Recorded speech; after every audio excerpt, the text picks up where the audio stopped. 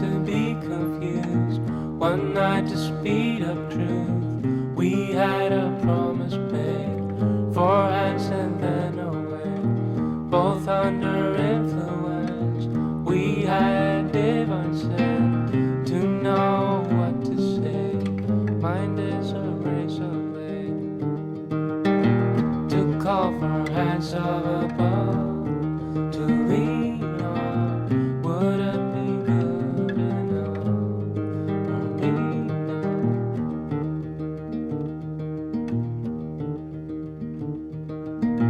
One night of magic rush, the start a simple touch.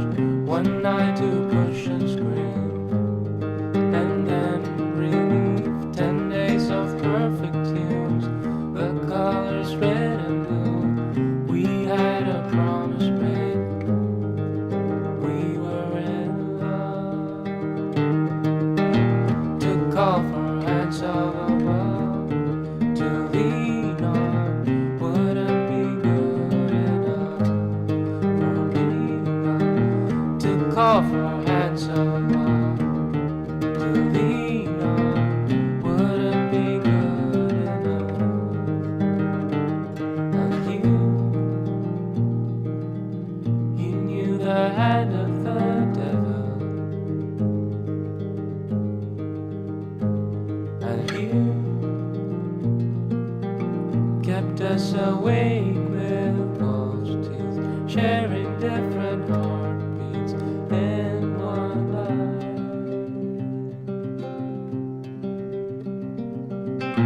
To call for hands of above, to lean on. Would it be good enough for me now? To call for hands of above, to lean on. Would it be good enough?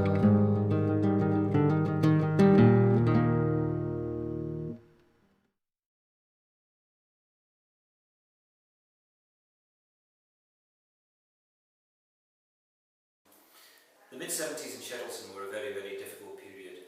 Most of the tenements hadn't seen serious investment since they were built. We had a situation where huge numbers of properties didn't have any inside toilets, they had no bathrooms, they had no hot running water.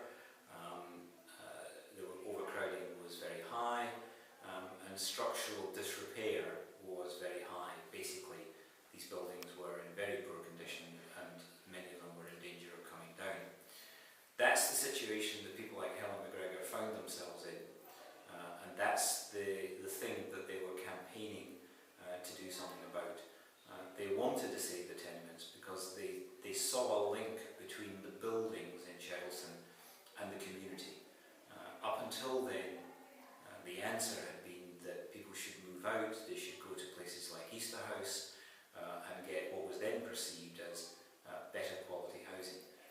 But they wanted to stay in the existing communities with the existing facilities, but make it a better place to live.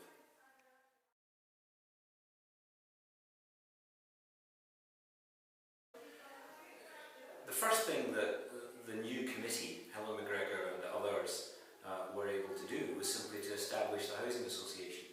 That was a big thing in itself, an organisation that had a legal identity, that had support from government, but that belonged to the community. That was a big thing in itself. The early days, particularly going into the 1980s, it was all about modernising the tenements, and gradually, from one end of Shettleston Road to the other, those tenements were modernised. In the middle of all that, there were a couple of new build schemes that were important markers for the commitment that was being made to the future of the community. Into the 1990s, and we've got stock transfers in 1994 from Scottish Homes, then the Spring Boyd transfer in 2000, and finally in that regard the second stage transfer from GHA in 2009. On top of that, we also have a situation where increasingly we're looking at wider role activities. And so in the last 10 years or so, the creation of the Fuse Youth Cafe, the creation of the allotment scheme, and then finally, probably the biggest thing, in 2005, the creation of up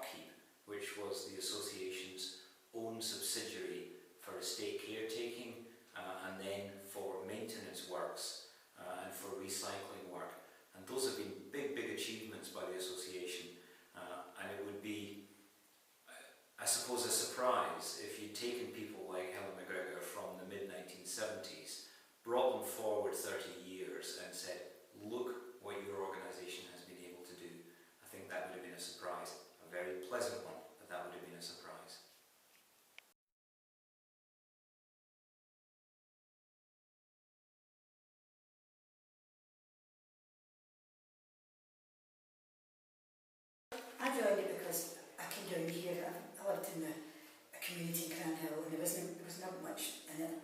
And I come down here, I realised there was a housing association, and also there was a man in my committee, Rab Cunningham. He was dead now, and he asked me to come and see it, and I tried it, and I've liked it. And I don't know, I think I've made a wee improvement in it, because people talk to me that never spoke to me before, especially in the cooperative. I keep asking Chris, I say, Chris, I want an office in the cooperative, but it'll not happen. Well, I joined it, to let you know, I'm here about 30 years. Right, I was here when I stayed in the tenements out in Shettleston, and no bathrooms in the houses and that, and I thought, well, I'll join it and see what's going to happen and have a say in what we would like to have in Shettleston, you know. So, we're doing very well, and I am quite proud of being a committee member, you know, because I know quite a lot of people in Shettleston as well, you know, so it's been a battle, let me say that, for all these years, but what a difference it's made, especially when you're getting the grants for doing new builds and that now, see. But when I was there away at the very beginning, you couldn't even knock a wall down to extend the house, you just had to make out what you had, you know, so that was it, but moved a lot on since then. Being associated with housing for about 15, 16, 70 years previous to coming here, I decided to be community minded and join this one here, as it's quite a good reputation. I wanted to join the committee to see how it performed and how the association worked, and for me it's worked perfectly well, and I think we've achieved better work, but I've been here anyway, so basically that's it for me. I joined because one of the staff came to my door and asked me to join. At first I said no, and then my daughter said, go for it, you enjoy helping people, so I thought I would. And thank God that it's been great all the whole way, and I hope that being here, I felt to make a small contribution to something in this area.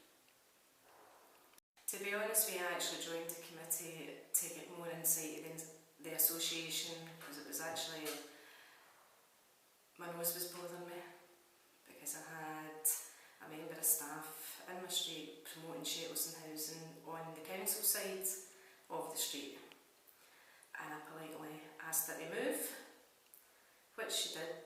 So after that I had a pretty bad car crash, and the lassie, despite our argument that day, sent me a get well card, and I thought, well, they can't be that bad, so I'll go in and see what they're all about.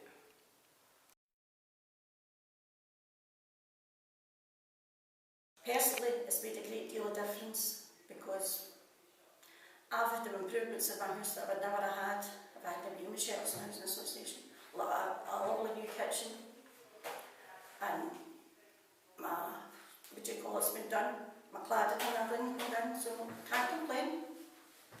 I've met a lot more, as I say, I don't normally have a widow, and I don't met a lot, so it's got me in contact with people and community and whatnot, so I've really enjoyed that, and that part of it. Personally, I feel I've had more input into the community. I've seen things in a different light. I've also gained new friendships, and for anybody that is considering it, it's a big help doing voluntary work, because it does stand you in good stead for references and things like that for future employment and experiences. A better insight to the community, give me a better insight to how they operate, give me a better insight to what we require, and a better insight to what we can do.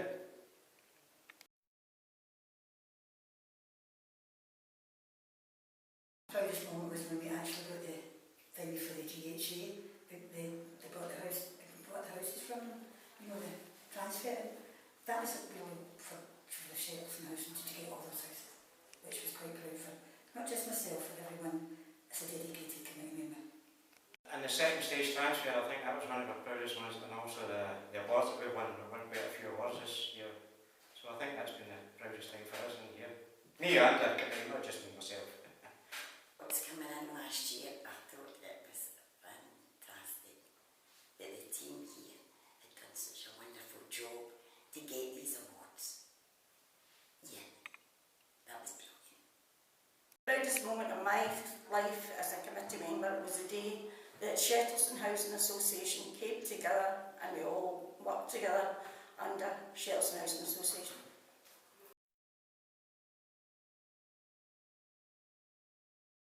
I would say to people who are thinking of joining committee, for God's sake, do it. If you want to know exactly what's happening to you within Shettleston, the only way you'll find out is to join us. And if you don't join us and things happen, there's nothing much you can do about it. But you've got to be there to find out exactly what's in front of you.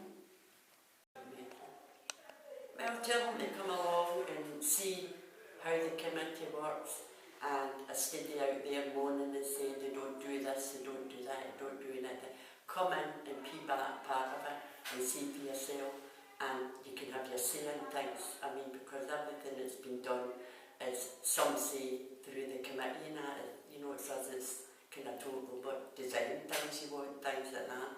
So rather than be out there just saying, oh, they don't do this, don't that, come in and find out, and they'll know for themselves that we do a lot of work. They'll get out of their homes, come and see what people are doing. Don't just sit by and let somebody else do it for you. Get involved. Come out, come to the association, see what's going on. Don't just sort of say, oh, way back at one time, I would have done that way back. Now I'm not. Because I found so much here that's occupying my life. So, and yeah, as long as I can make it down here for a meeting, and it's only once a week for 2 hours, yes, I'm going to come. And if people out there hear this, I'd like to think they would have a wee thought and say, maybe we'll join. I went to the States where the American president got inaugurated, and he said, do not ask what your country can do for you, do what you can do for your country. So if you live in this community, do what you can for this community.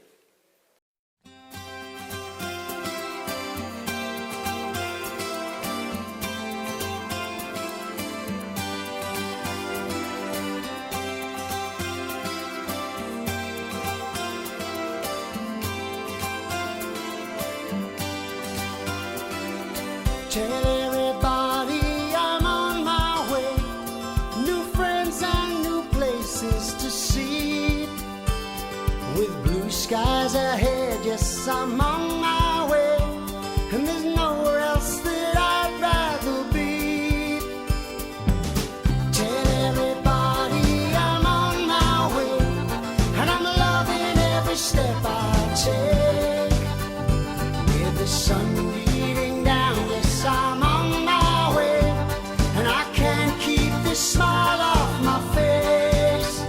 'Cause there's nothing like seeing each other again, no matter what the distance between.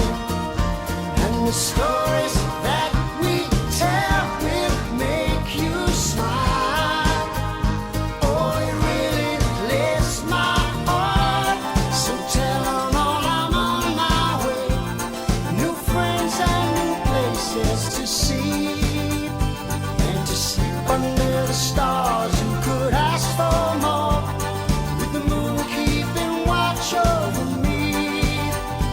Not the snow, not the rain can change my mind. The sun will come out, wait and see. And the feeling of the wind in your face can lift your heart. Oh, there's nowhere I would rather be. 'Cause I'm on my way now. Well and truly, I'm on my